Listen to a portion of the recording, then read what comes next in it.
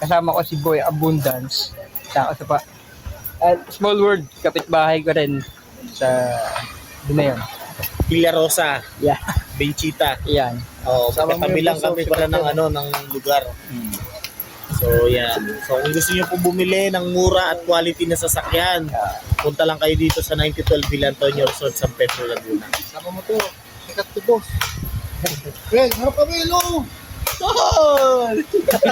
Well, isa sikat. Bali sir, ano po yung assurance ko if ever nakuha ko yung itong CRB, ano po yung assurance or yung warranty? Sige po. So dito sa Boy Abundance Boss, meron kami talagang shop. Actually dito, one-stop shop na. Pag bumili ka sa amin, dito na rin natin ginagawa. And then syempre second hand, hindi po kami nangangako na yung sasakyan natin perfect po. Pero meron tayong mga tinatawag na maintenance, yung preventive maintenance. Kaya katulad nitong modelo natin na sasakyan dito, bago natin ibenta, pini-PMS natin, syempre sa tagal na natin sa industriya, alam na natin yung mga preventive measures na kung saan mape-prevent natin na masira yung sasakyan.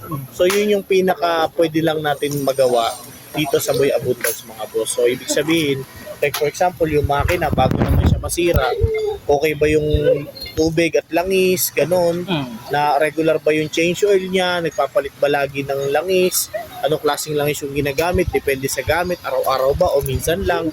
So yun yung mga na-provide namin dito na servisyo boss.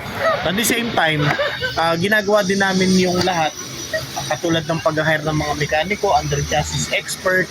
Meron kami dito mekaniko na expert, electrician, air conditioning expert, technician na sila, sanay talaga sila gumawa ng mga sasakyan.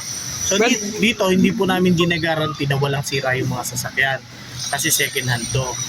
Kumbaga, hindi rin naman tayo perfecto. Parang sasakyan naman tayo, hindi rin tayo perfecto. So, minsan, yung tao, hindi nila nami-meet yung expectation ng bawat isa. So, dito sa amin kasi ginagawa namin, boss, may mga kontrata kami. So, doon sa kontrata, boss, nakalagay lahat ng mga i-expect mo, sinasabi namin lahat. Though, yun nga, hindi naman natin gina-judge yung mga dealer eh. May mga dealer talaga na big time na. Pero sir, mga may isa small ako time. pa lang. Sige. Bago kunin niyo sa mga seller yun, meron po ba kayong kinukuha Mekaniko?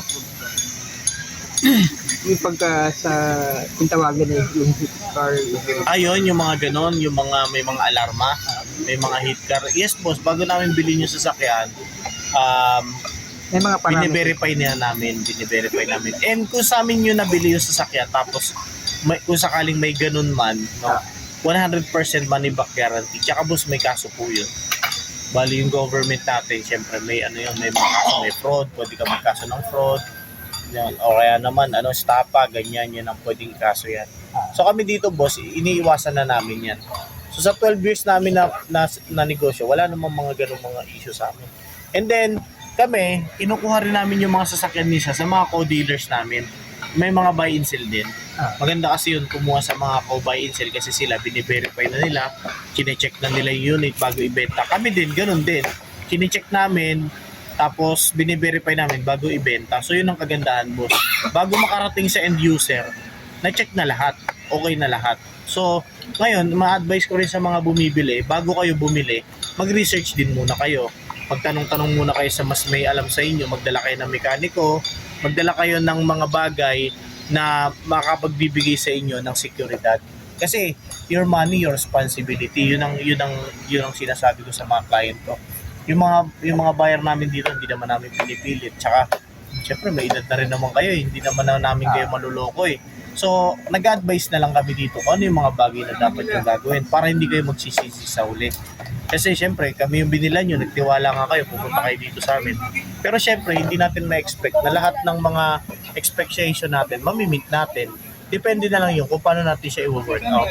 Kaya kami dito, boss, meron kaming may shop kami, meron kaming mekaniko, lahat, kumpleto kami dito, and may warranty kami. Warranty short-term at long-term. Short-term warranty, within 24 hours, pag tumirik kayo, pag nasira yung sasakyan, pwede namin ibalik 101% yung perang binayad nyo and other expenses na nagawa nyo. And yung long-term naman, boss, Ito naman yung pag sa amin kayo nagpapa-PMS, syempre hindi naman namin alam kung paano nyo ginagamit yung sasakyan, di ba? Hindi namin alam kung paano nyo inalagaan. Syempre, unfair naman sa amin kung nasira nyo, tas kami yung magpapagawa kasi sa inyo na yun, di ba?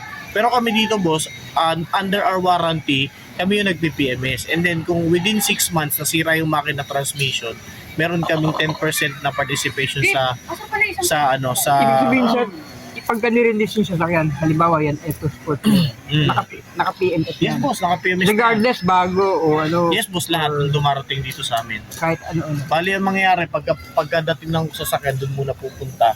Tapos pagdating dito, chine-check lang ulit namin, dinidetail ulit. Tapos bago namin nilalagay doon sa pinaka-showroom. Pero dito, showroom na rin to. So kasi medyo marami na rin mga unit namin. So yun. Gano'n naman, boss. And then, syempre, advice ko lang ulit, kailangan nyo gawin talaga yung due diligence nyo. Bilang mga gusto bumili ng sasakyan, dapat knowledgeable kayo sa sasakyan. Hindi kayo dapat yung bumibili lang based on emotions.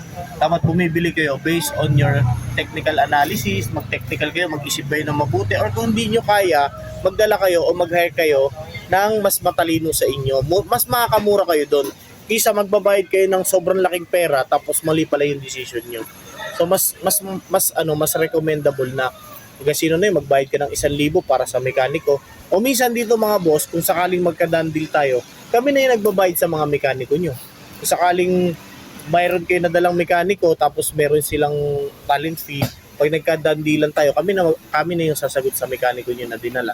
Pagka, sir, pwede rin magpa-maintenance sa inyo. Yes, boss. Meron po kami mga maintenance dito, under chassis repair, yung change oil, palit ng mga kung ano-ano sa loob ng makina, sasakyan, aircon, lahat. Kompleto kami dito. Okay, boss. Thank you.